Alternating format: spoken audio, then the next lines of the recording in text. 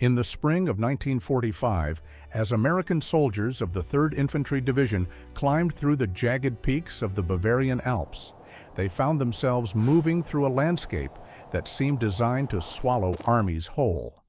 Snow still clung to the northern faces of the mountains, while below, in valleys carpeted with pine, the first wildflowers were beginning to bloom. The air was thin at this altitude, sharp enough to make breathing difficult, and the roads, what few existed, had been carved into cliff faces with such precision that one wondered if human hands alone could have achieved it. The soldiers, most of them young men from places where mountains were gentle and rounded, moved carefully along these narrow paths, their boots finding uncertain purchase on stone, still slick with morning frost. They were looking for something, though most of them could not have told you exactly what. Orders had been vague, intelligence fragmentary. What they knew was this: somewhere in these mountains, hidden among the peaks and the forests, was a place that had been central to the machinery of the Third Reich, a retreat where decisions of catastrophic consequence had been made, where the architecture of genocide had been refined over dinners and afternoon walks. They were looking for the Berghof, Hitler's mountain home, and the network of tunnels, bunkers, and hidden installations that surrounded it. What they found when they finally reached the summit of the Obersalzberg would prove stranger and more disturbing than anything their briefings had prepared them for. Before we begin, please drop a comment and tell me where in the world you're watching from. And if you're new here, hit subscribe. There are more of these long, careful journeys into genuine mysteries waiting for you. The Obersalzberg sits at approximately 1,900 meters above sea level, a shoulder of rock and forest protruding from the Hoher Göll Massif in the Berchtesgaden Alps. On clear days, from certain vantage points, you can see into Austria to the south and across the rolling Bavarian countryside to the north. It is a landscape of extraordinary beauty, the kind that makes photographers weep and poets reach for inadequate metaphors. Dark green forests of spruce and larch climb the lower slopes, giving way to bare rock and alpine meadows higher up. In summer, these meadows explode with color: gentians, edelweiss, alpine roses.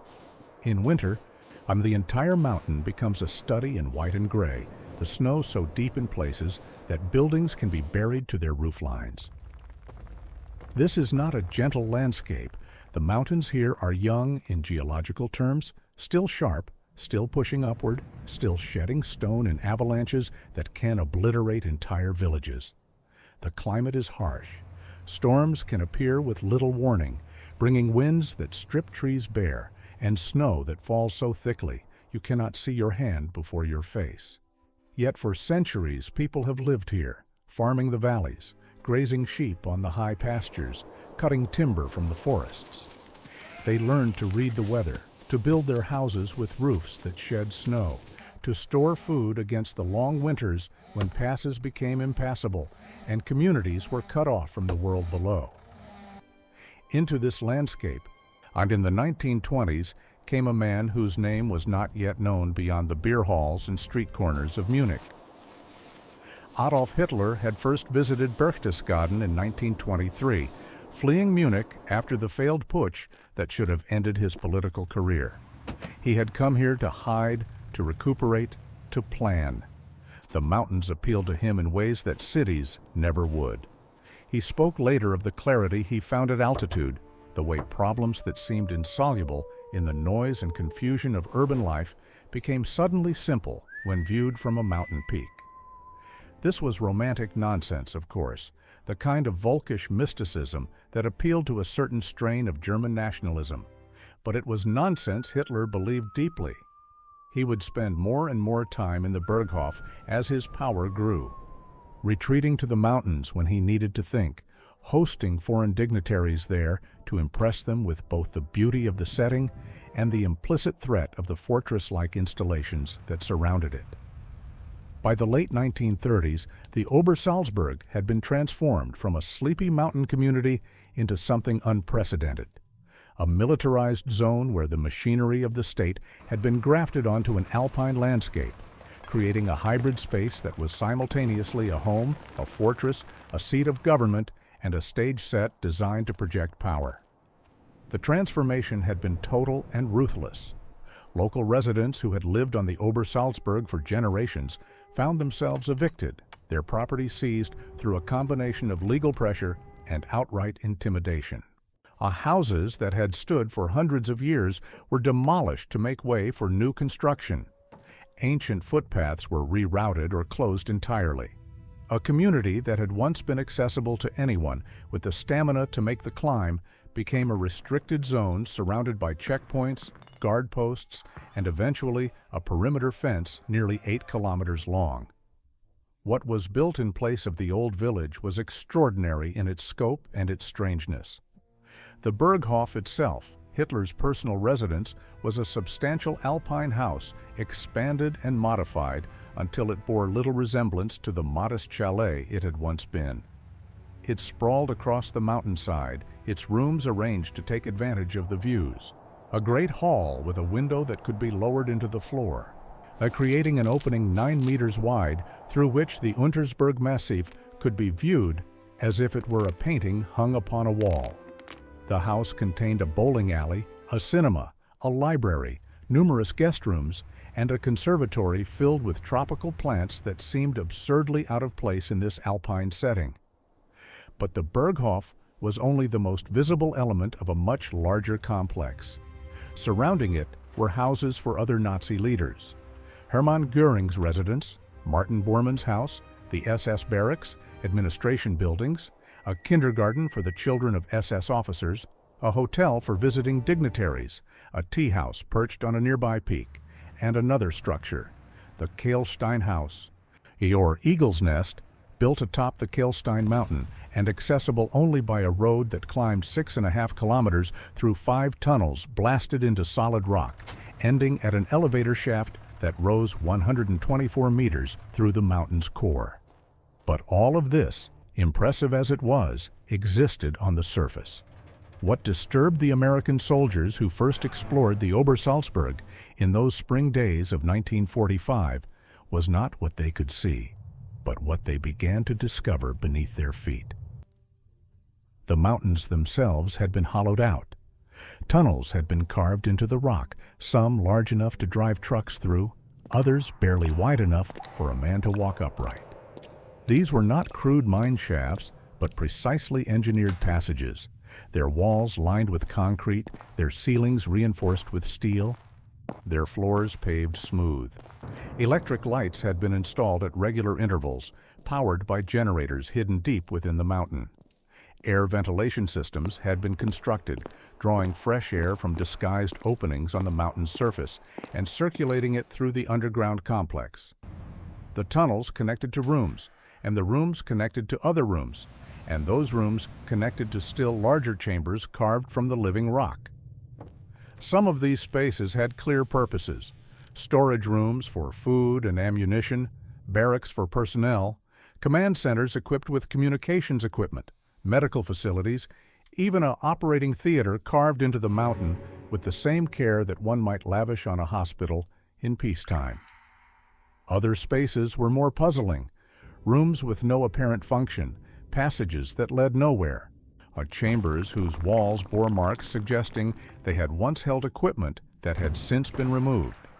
And everywhere there were stairs leading down to lower levels, stairs spiraling upward toward concealed exits, stairs that seemed to serve no purpose except to connect one meaningless space to another. The official explanation for this underground network was straightforward and, on its face, reasonable. These were bunkers, air raid shelters, constructed to protect the Nazi leadership from Allied bombing raids. Given that the Royal Air Force had been conducting strategic bombing campaigns against German cities since 1940, this explanation made a certain amount of sense. High-value targets required protection, and what target could be more valuable than the place where Hitler himself resided? The bunkers beneath the Obersalzberg were simply a logical precaution, a military necessity in an age of aerial warfare. This explanation satisfied most people. It was recorded in official reports, repeated in histories, accepted without much question. But when you examine the physical evidence, when you walk through these passages and chambers as they exist today, when you consider the scale of the construction and the timing of its execution, the explanation begins to seem insufficient. The difficulty is this. The main phase of construction occurred between 1943 and 1945, precisely the period when Germany was losing the war, when resources were desperately scarce, when every ton of concrete and every cubic meter of excavated rock represented materials and labor that could have been used for weapons production, for fortifications at the front, for any of 100 purposes that would have contributed more directly to the war effort than building elaborate underground facilities in the Bavarian Alps. The project consumed enormous resources. Estimates vary, but it appears that several thousand workers were involved in the construction at its peak, many of them concentration camp prisoners brought from Dachau and other camps. They worked in shifts around the clock, blasting into the mountain with explosives, hauling out debris, pouring concrete, installing equipment. The logistics alone are staggering. Everything had to be brought up the mountain: cement mixers, reinforcing steel, electrical cable, and ventilation equipment, tools, food for the workers, guards to watch the prisoners. The road network had to be expanded to handle the increased traffic. New barracks had to be built to house the workforce. The scale of the operation was such that it could not possibly have been hidden from Allied intelligence, yet it continued unabated, even as German cities were being reduced to rubble and the Eastern Front was collapsing under the weight of Soviet offensives. What makes this even more puzzling is that the bunkers, elaborate as they were never really used for their ostensible purpose. Hitler spent relatively little time at the Berghof during the final years of the war, preferring to remain in Berlin or at his various military headquarters on the Eastern Front. The extensive tunnel system beneath the Obersalzberg sat largely empty, or its generators running, its lights burning, its air circulation systems humming, but its rooms and corridors occupied only by guards and maintenance personnel. When the Americans finally arrived in May of 1945, they found installations that appeared to have been abandoned in haste, documents scattered on desks, equipment still running, food left half-eaten in mess halls. In some areas, efforts had clearly been made to destroy sensitive materials. File cabinets had been emptied and their contents burned, equipment had been smashed or rendered inoperable, portions of the tunnel system had been collapsed with demolition charges. But much remained intact, and what remained raised questions that have never been satisfactorily answered. Let us be specific about what was found, because the details matter. The main tunnel complex consisted of several kilometers of passages arranged in a rough network beneath the Berghof and surrounding buildings. The tunnels varied in size, but the largest were approximately 3 meters high and 4 meters wide, large enough to accommodate vehicles. These main tunnels connected to smaller passages, and from these radiated still smaller corridors that led to individual rooms and chambers. The construction was of exceptionally high quality. The concrete was reinforced with steel, the walls were smooth and painted, the floors were level and finished. Electric lighting was omnipresent, with fixtures installed every few meters along the ceiling. Ventilation shafts ran throughout, are connected to a central system that drew air from multiple points on the mountainside and circulated it through filters designed to remove gas and particulates. This was not improvised construction thrown up in a panic as Allied bombers approached, but carefully planned, meticulously executed engineering that must have taken months, possibly years, to complete. The chambers varied widely in purpose and character. Some were clearly designed as living quarters, with bunks built into the walls, lockers for personal belongings, shared washing facilities. These rooms were Spartan but functional, designed to house personnel for extended periods. Other chambers were larger, set up as dormitories that could accommodate dozens of people. Still others were configured as offices, with desks, filing cabinets, typewriters, A telephone switchboards connected to a communication system that linked the underground complex to the outside world.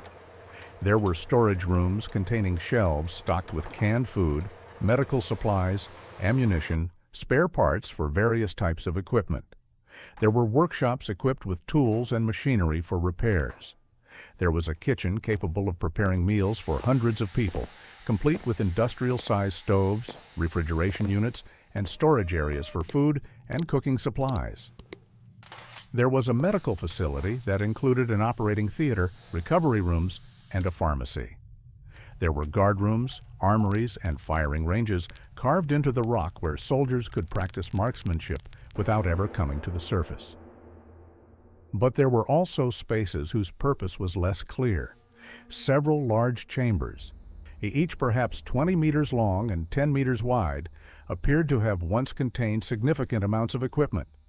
The floors bore marks where heavy machinery had been bolted down, and there were extensive electrical connections suggesting substantial power requirements. But whatever had occupied these spaces had been removed before the Americans arrived. There were rooms whose walls were lined with what appeared to be lead sheeting, suggesting either radiation shielding or protection against electromagnetic interference. There were passages that led to chambers sealed with heavy steel doors, equipped with elaborate locking mechanisms, doors that proved extremely difficult to open and which, when finally forced, revealed rooms that were completely empty, their walls bare concrete, their purpose utterly unclear. There were staircases that descended to lower levels where the tunnels became narrower and cruder, the walls no longer finished with concrete but simply raw rock, the floors uneven, the lighting sparse or absent entirely. These lower passages had an unfinished quality, as if excavation had begun but never been completed, or as if they represented older work that had been superseded by later, more sophisticated construction. The question that emerges from all of this is simple. Why? Why invest such enormous resources in construction that served no clear military purpose, that was never fully utilized, that was abandoned before it could prove its worth? The standard answer that these were air raid shelters fails to explain the scale and complexity of what was built. Air raid shelters need to be strong, to be sure, but they do not need to be comfortable. They do not need operating theaters and kitchens capable of feeding hundreds. They do not need room after room of office space, communications equipment, and workshops. A shelter is a place to hide during an attack and then emerge from when the danger has passed. What was built beneath the Obersalzberg was something else, a facility designed to support a substantial population for an extended period, a place where people could not merely survive but continue to function, to work, to maintain some semblance of normal operations even while cut off from the surface world. This realization led to speculation, some of it wild, much of it unsubstantiated, about what the Obersalzberg tunnels were really for. One theory, popular in the immediate aftermath of the war, was that Hitler had intended to make a final stand in the Alps, to retreat with loyal SS units into a so-called national redoubt in the mountains, and continue fighting even after the rest of Germany had fallen. The Obersalzberg bunkers would have served as headquarters for this last-ditch resistance, a fortress from which guerrilla operations could be directed, and from which, perhaps, some kind of negotiated surrender could eventually be arranged. This theory had the virtue of explaining both the scale of the construction and its location. If you were going to make a stand in the mountains, the Obersalzberg made strategic sense, commanding as it did the approaches from both Germany and Austria. But the theory had problems. No substantial military forces were ever concentrated in the Berchtesgaden area. No weapons caches sufficient to support prolonged resistance were discovered. No detailed plans for Alpine warfare were found among the captured documents. When the Americans arrived, they encountered only scattered resistance from a few die-hard SS men and local Volkssturm units. Nothing that suggested a coordinated defense had ever been seriously contemplated. The National Redoubt, it turned out, was largely a myth, a piece of Allied intelligence that had been based more on fear and speculation than on German planning. Another theory, darker and more disturbing, emerged from examination of the medical facilities found in the tunnels. The operating theater discovered beneath the Berghof was surprisingly well equipped with surgical instruments, anesthesia equipment, and facilities for sterilization and recovery. Why would such extensive medical capabilities be necessary in what was supposedly just a shelter? Some have suggested that the Obersalzberg may have been intended as a site for medical experiments, that the tunnels provided both the security and the isolation necessary for research that could not be conducted in more public settings. This theory gained some support from the fact that several doctors known to have been involved in Nazi medical experiments were associated with the Berghof and the surrounding installations. But here again, the evidence is fragmentary and circumstantial. No documentation has been found that conclusively links the Obersalzberg facilities to any experimental program, and the medical equipment discovered there, while substantial, was not particularly unusual for a facility designed to support a large population in an isolated location. A third theory focuses on the communications infrastructure found in the tunnels. The telephone switchboards, radio equipment, and cable conduits suggested a facility designed to serve as a command center, a place from which military operations or governmental functions could be directed. Perhaps this theory suggests the Obersalzberg was being prepared as an alternate seat of government, a place where the Nazi leadership could retreat if Berlin became untenable. This would explain the offices, the living quarters for high-ranking officials, the capacity to support operations over an extended period. It might also explain the timing of the construction. As the war turned against Germany, as the prospect of having to abandon Berlin became increasingly real, preparations were made to ensure that the government could continue to function from a more secure location. This theory is plausible, perhaps more plausible than the others, but it too has limitations. The Obersalzberg, for all its fortifications, was not particularly defensible. It sat at the end of vulnerable supply lines, surrounded by mountains that Allied forces could simply bypass. As a temporary refuge, it made sense, but as a long-term command center, it would have been a death trap, easily isolated and eventually starved into submission. What none of these theories adequately addresses is the strangeness of the spaces themselves, the feeling that explorers report when moving through the tunnels.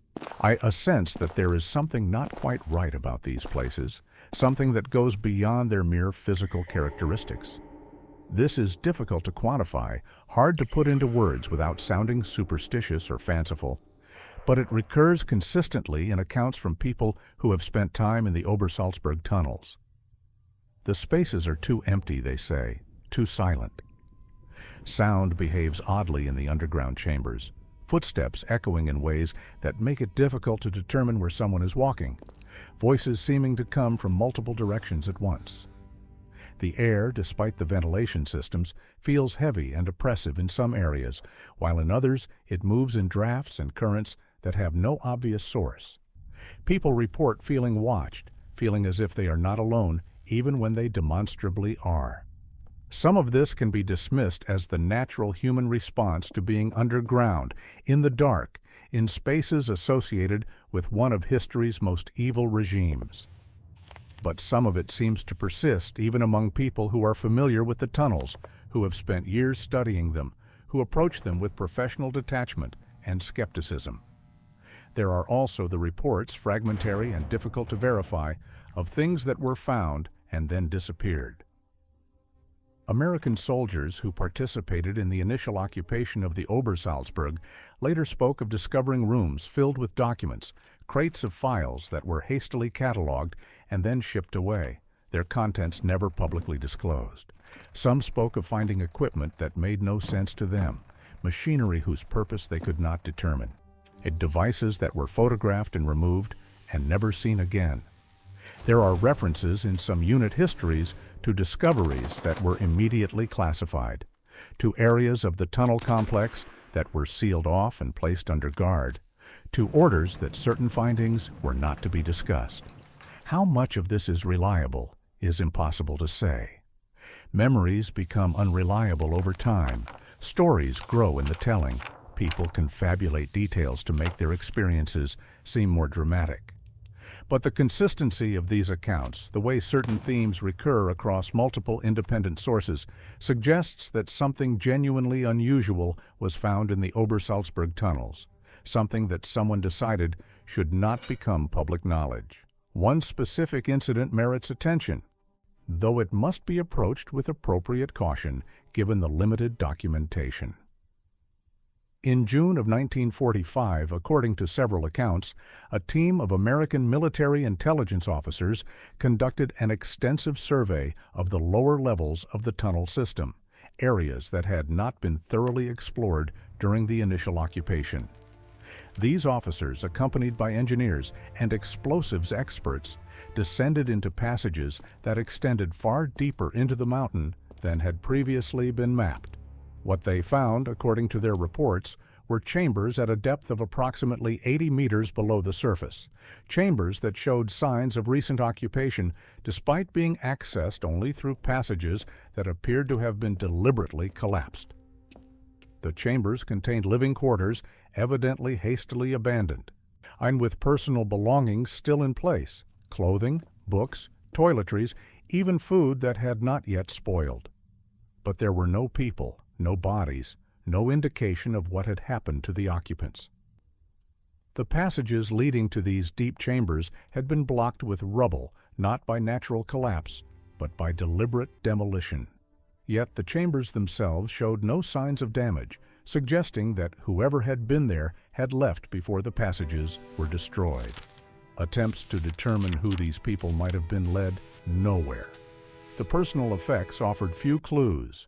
The books were largely technical manuals. The clothing bore no insignia or identifying marks. The few documents found were routine administrative papers that told nothing about the identity or purpose of the occupants. This discovery led to further exploration, to efforts to determine whether there might be still deeper levels, chambers that had not yet been found. Ground-penetrating radar was employed, a technology still in its infancy at the time, and the results were unsettling. The readings suggested that the known tunnel system represented only a portion of the total excavation, that there were voids and chambers deeper in the mountain that could not be accessed through any of the known passages. Attempts to reach these spaces by excavating new passages were frustrated by the extreme hardness of the rock and by a series of accidents and equipment failures that made the work dangerous and expensive. Eventually, the project was abandoned. The lower chambers were sealed, the entrances were filled with concrete, and the areas were declared off-limits. Unofficial reports from this period are sparse and often contradictory. Some documents suggest that the deep chambers were simply workers' quarters, places where construction crews had temporarily sheltered and which had been abandoned when the work was halted. Other reports hint at more unusual findings, at discoveries that raised questions about what the Germans had been attempting to accomplish in the final months of the war. The problem with investigating any of this is that the Obersalzberg has been systematically obscured. After the war, the Americans who initially controlled the area made some efforts to document what they found, but these efforts were incomplete and often poorly organized. When the region was returned to German control, the new authorities faced a difficult question: what to do with these installations? If these physical remnants of the Nazi regime? The Berghof itself and several other surface structures were demolished in the early 1950s, blown up and bulldozed, their rubble pushed into the valleys. The decision was practical as much as symbolic. The buildings were deteriorating, they attracted neo-Nazi sympathizers and curiosity seekers. They were expensive to maintain and difficult to secure. Better to erase them entirely than to let them become shrines or tourist attractions. But the tunnels could not be so easily erased. They were too extensive, too deeply embedded in the mountain. Instead, most of them were sealed. Entrances were collapsed or filled with concrete. Passages were blocked at multiple points. Chambers were left to flood with groundwater or to slowly decay in the darkness. Only a small portion of the original tunnel system was preserved, converted into a museum and documentation center where visitors can walk through a few hundred meters of passage and learn about the history of the site. The rest remains hidden, inaccessible, slowly deteriorating beneath the mountain. This systematic sealing means that most of what was built beneath the Obersalzberg can no longer be examined, that questions about its true purpose and extent can no longer be answered through direct investigation. We are left with fragmentary documentation, with the memories of people who explored the tunnels in those first chaotic months after the war, with photographs and maps that are incomplete and often contradictory. We are left with mystery, with gaps in the record that invite speculation and resist closure. Let us consider what we actually know, what we can state with reasonable confidence. We know that between 1943 and 1945, a massive underground construction project was undertaken beneath the Obersalzberg. We know that this project consumed substantial resources at a time when resources were desperately needed elsewhere. We know that the tunnels and chambers created were far more extensive and sophisticated than would have been necessary for simple air raid shelters. We know that some areas of the complex contained equipment and facilities whose purpose is not entirely clear. We know that efforts were made in the final days before the American arrival to destroy or remove certain materials and to seal off certain areas. We know that in the decades since the war, most of the tunnel system has been deliberately made inaccessible, that only a small fraction remains open to investigation. What we do not know is why. We do not know what specific purposes all of these spaces were intended to serve. We do not know what equipment was removed or why. We do not know what was found in the sealed areas or why they were sealed. We do not know whether the deeper chambers discovered by the American survey team in June of 1945 represent the full extent of the excavation or whether there might be still more that has never been found. We do not know what happened to the people who were evidently living in those deep chambers, or who they were, or what they were doing there. These gaps in our knowledge are not the result of insufficient effort or inadequate research. But people have spent decades studying the Obersalzberg, combing through archives, interviewing witnesses, examining the physical evidence that remains accessible. The gaps persist because the evidence was deliberately destroyed or concealed, because the people who knew the answers chose not to record them or took their knowledge to their graves, because the physical spaces that might have provided answers have been sealed away where they can no longer be examined. This brings us to one of the more disturbing aspects of the Obersalzberg mystery, the question of what might still be there, hidden beneath the mountain in sealed passages and flooded chambers.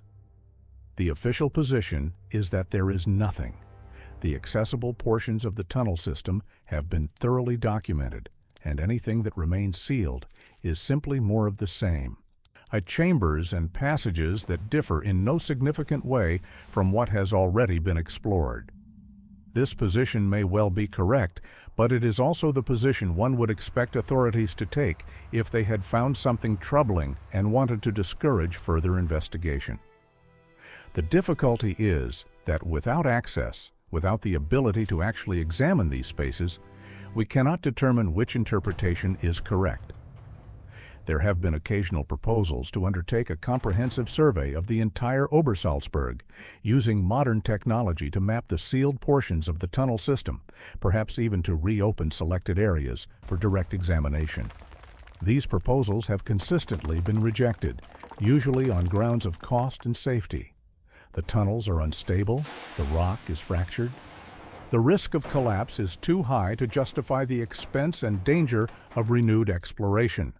These concerns are legitimate, but they also serve, whether intentionally or not, to ensure that questions about the Obersalzberg remain unanswered, that speculation can continue because definitive evidence cannot be obtained.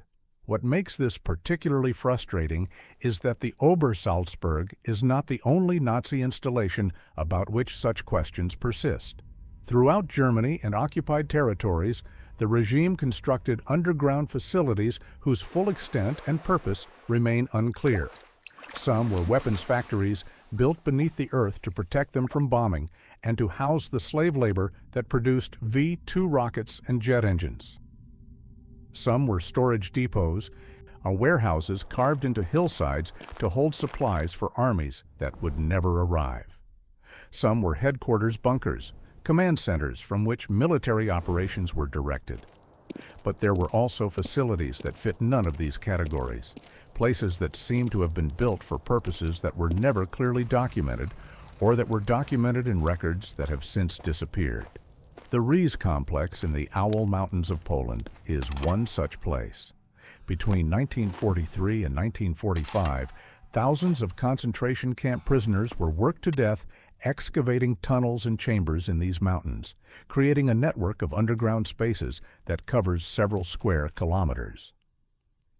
The official explanation was that this was to be an underground weapons factory and headquarters complex.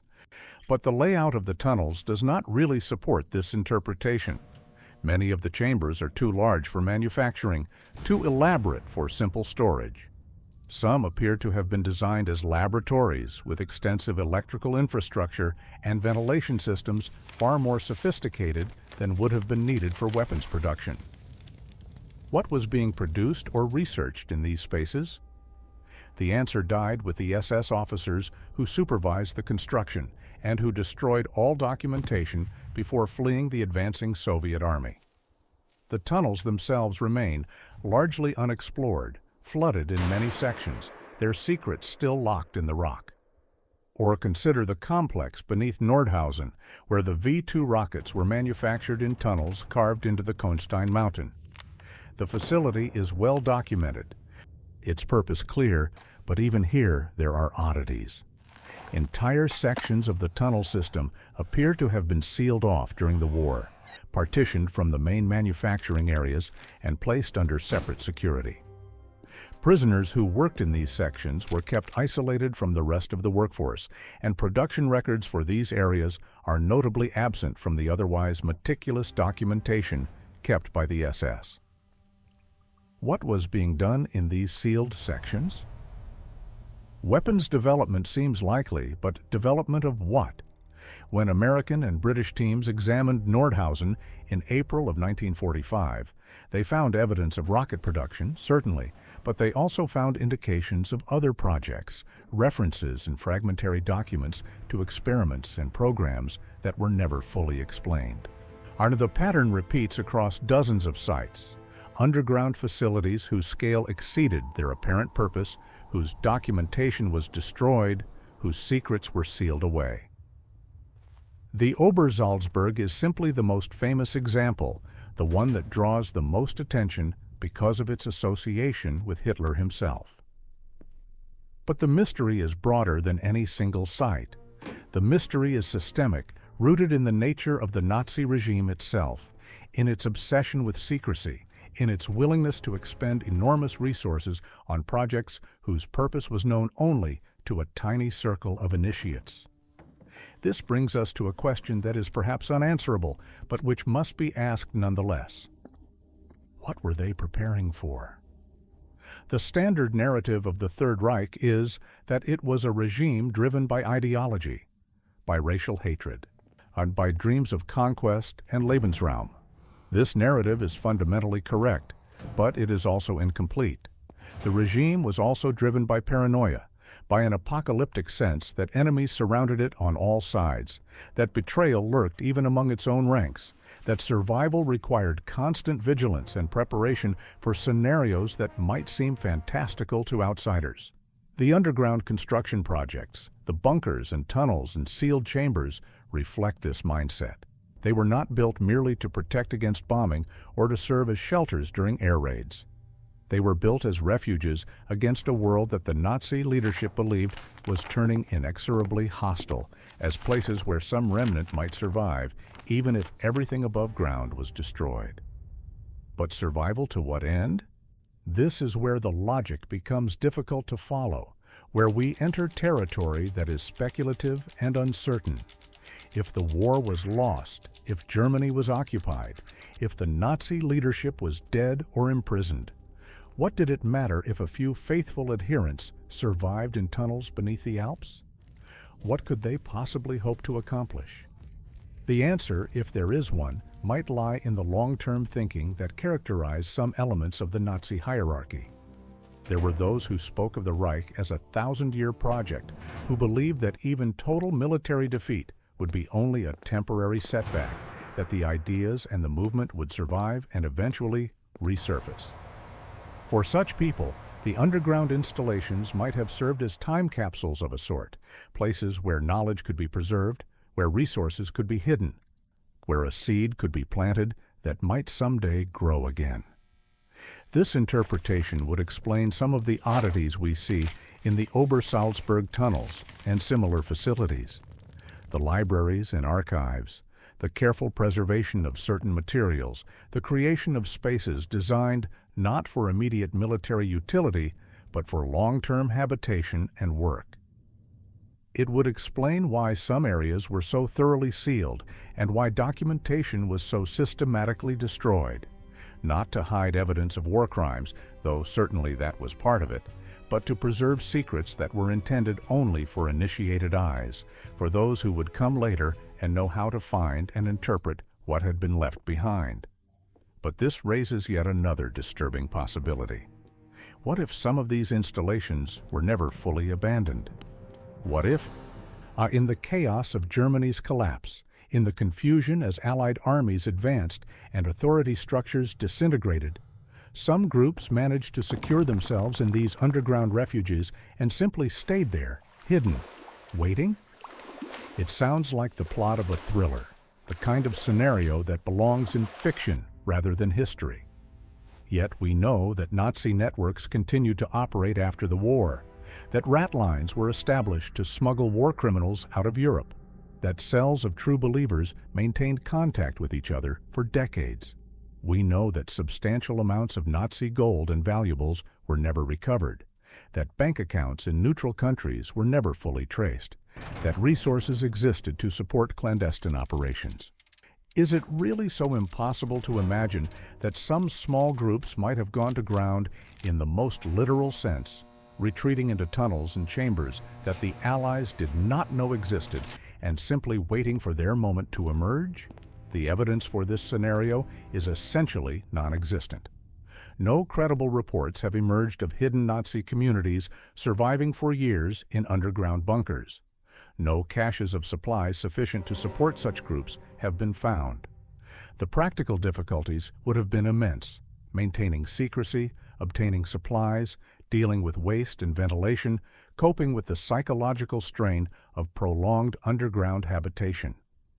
And yet, the idea persists, fueled partly by occasional discoveries that suggest some of these installations were accessed long after the war supposedly ended.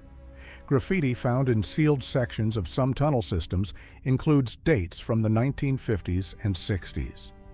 Equipment that should have been left in place was found to have been removed, apparently years after the initial Allied surveys. Passages that were supposed to have been permanently sealed showed signs of having been reopened and then resealed from the inside. These findings could have innocent explanations: explorers, thieves, people seeking shelter or adventure. But they could also suggest something more organized, more purposeful. The Obersalzberg itself provides some tantalizing hints in this direction. Local residents have reported over the years strange occurrences in the mountains around the former Nazi complex. Lights seen moving through the forest at night, sounds of machinery operating deep underground, on encounters with people who seem to be guarding areas that were supposedly abandoned. These reports are anecdotal, uncorroborated, the kind of thing that gets dismissed as imagination or misidentification. But they persist, and they accumulate, and they create a pattern that is difficult to entirely ignore. In 1961, hikers reported finding a concealed entrance to a tunnel system that did not appear on any official maps. Authorities investigated, found only a natural cave that the hikers had mistaken for something man-made. In 1978, construction workers excavating for a new building discovered a passage that led to a chamber filled with crates. The crates were empty, but they bore SS markings and appeared to have been placed there long after the war. In 1994, cavers exploring sinkholes on the Obersalzberg found evidence of recent human activity in areas that should have been inaccessible. Fresh boot prints in mud, discarded food wrappers with recent expiration dates, battery-powered lights that were still functional. Each of these incidents, taken individually, proves nothing. But collectively, they suggest that the Obersalzberg is not quite the closed chapter that official histories would have us believe. That something about this place continues to attract attention, to draw people who are searching for something or who know something that has not been made public. What that something might be remains elusive, hidden in sealed tunnels and classified documents, preserved in the memories of people who have chosen not to speak. Let us step back for a moment and consider the nature of the mystery itself, because there is something peculiar about the way this story resists resolution. In most historical mysteries, the problem is a lack of evidence. The events in question occurred so long ago that records have been lost, witnesses have died, physical evidence has degraded beyond usefulness. But the Obersalzberg is not ancient history. The events we are discussing occurred within living memory, or just barely beyond it. There are still people alive who remember the war, who remember the construction on the mountain, who might even remember seeing things that would shed light on these questions. The physical evidence has not entirely disappeared. The tunnels still exist. The chambers are still there beneath the mountain. The documents that were created must be somewhere, even if they are not accessible to researchers. The mystery persists not because evidence does not exist, but because it has been made unavailable, because access is restricted, because people who know things have chosen not to share what they know. This is a different kind of historical mystery, one that is actively maintained rather than passively inherited from the past. It suggests that there are still people, organizations, or governments that have an interest in keeping certain facts about the Obersalzberg hidden, that have made deliberate decisions to seal tunnels, to classify documents, to discourage investigation. Why would this be? What could possibly be sensitive about events that occurred more than 75 years ago? The standard answer is that some aspects of the Nazi regime remain emotionally and politically fraught, that Germany in particular has an interest in ensuring that Nazi sites do not become pilgrimage destinations for neo-Nazi sympathizers. This is reasonable and probably true as far as it goes, but it does not explain why specific areas of the tunnel system were sealed rather than simply left open but unadorned, or why documents relating to the construction and purpose of these facilities remain classified when so many other aspects of Nazi operations have been thoroughly documented and made public. One possibility, uncomfortable to contemplate, is that some of what happened at the Obersalzberg involved people or organizations whose activities continued after the war and who retain influence today. We know that intelligence services on both sides recruited former Nazis who were deemed useful, that scientists who had worked on weapons programs were brought to the United States and the Soviet Union to continue their research, that networks of informants and collaborators were maintained well into the Cold War era. If some of what occurred in the Obersalzberg tunnels involved people or projects that later became part of these intelligence networks, if there were collaborations or arrangements that would be embarrassing if revealed, then there would be good reason to keep those details hidden, even decades later. This is speculation, to be clear, but it is speculation that fits the pattern of obstruction and concealment that surrounds this site. Another possibility, perhaps even more disturbing, is that there are things in the sealed portions of the Obersalzberg tunnels that authorities genuinely do not want disturbed, materials or installations that pose some kind of danger if accessed. This could be as mundane as unexploded ordnance or hazardous chemicals improperly stored, or it could be something more exotic. There were rumors during the war, never substantiated, but persistent, that the Nazis were working on weapons that went beyond conventional explosives. Radioactive materials, biological agents, chemical compounds of unusual toxicity. If any of these materials were stored in the Obersalzberg tunnels, if they were sealed in chambers that are now flooded or collapsed, there would be excellent reason to ensure that no one goes looking for them, and that the mountain is left undisturbed to contain whatever might be hidden in its depths. We are in the realm of speculation now, I realize, moving beyond what can be established with certainty into territory that is murky and uncertain.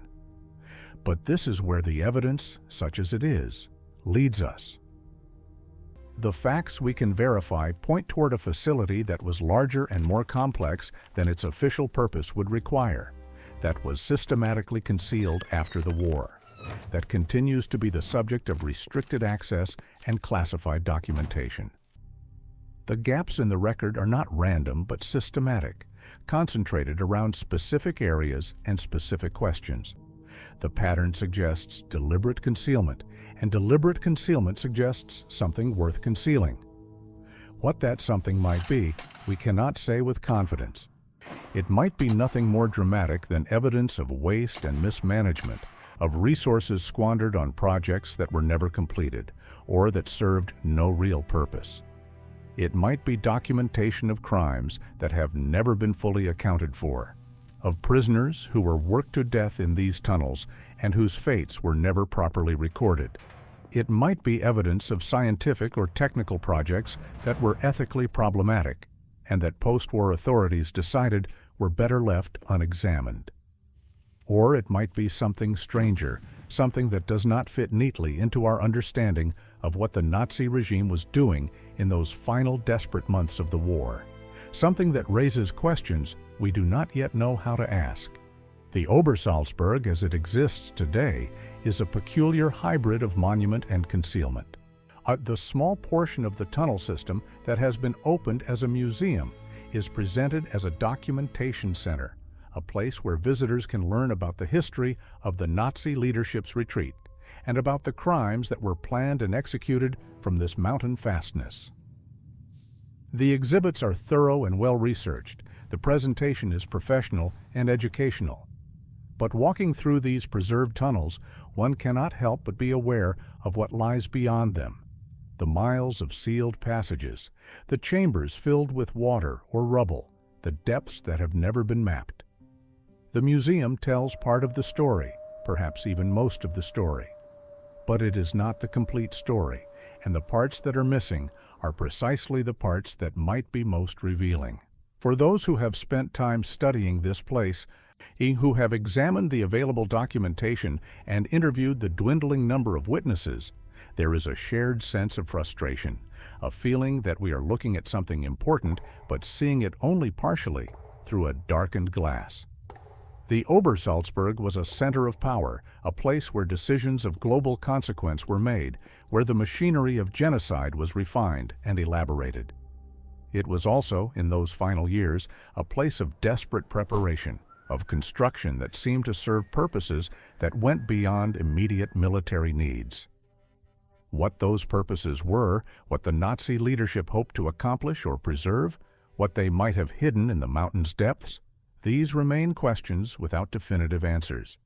And so the mystery endures, not as a relic of the distant past, but as a living puzzle, a gap in the historical record that refuses to close. The mountain keeps its secrets. The sealed tunnels preserve what they contain. The documents remain classified or lost. Those who might have provided answers have died, and those who come after can only examine what remains visible and speculate about what lies hidden. From the peaks of the Obersalzberg, you can still see what Hitler saw. The Alps stretching away to the south, the valleys carpeted with forest, the villages nestled among the foothills. The view is as magnificent as it ever was, the landscape unchanged despite everything that has happened here. But beneath your feet, if you stand at certain places on the mountain, are passages and chambers that extend down into darkness, spaces that were carved with enormous effort for purposes that may never be fully understood, rooms that may still contain materials or evidence that someone decided should never be found.